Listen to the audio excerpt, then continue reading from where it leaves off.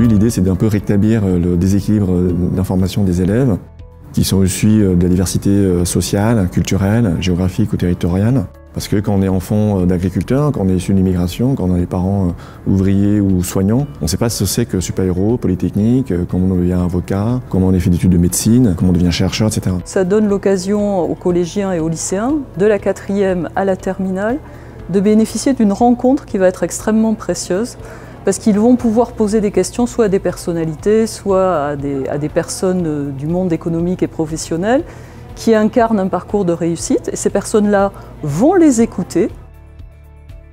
Vous allez pouvoir parler pas seulement du rugby, mais de tous les métiers sur lesquels on n'a pas forcément idée quand on est jeune et qu'on découvre au fur et à mesure. On a peut-être trop l'impression qu'il faut définir très tôt, je dirais, un point de chute, alors que finalement ce point de chute il va évoluer peut-être 10 fois dans la vie. Il faut prendre une orientation et après savoir que finalement il y a un éventail très très complet qui s'ouvre et on est là justement pour en parler, leur montrer, exposer justement tout cet éventail très riche. Ouais.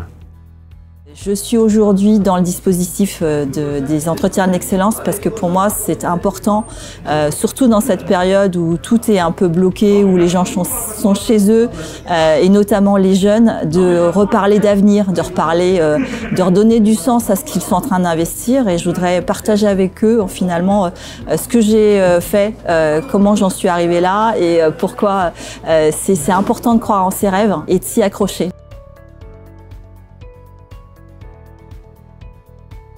Normalement, il n'y a aucune porte qui n'est fermée par principe à aucun milieu social, aucune origine, aucun genre.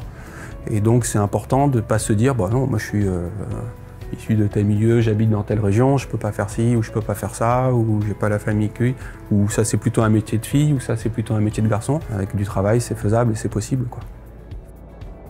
Il y a une petite citation, j'y pense maintenant, d'André Poutman qui dit « Ne pas oser, c'est déjà perdre ».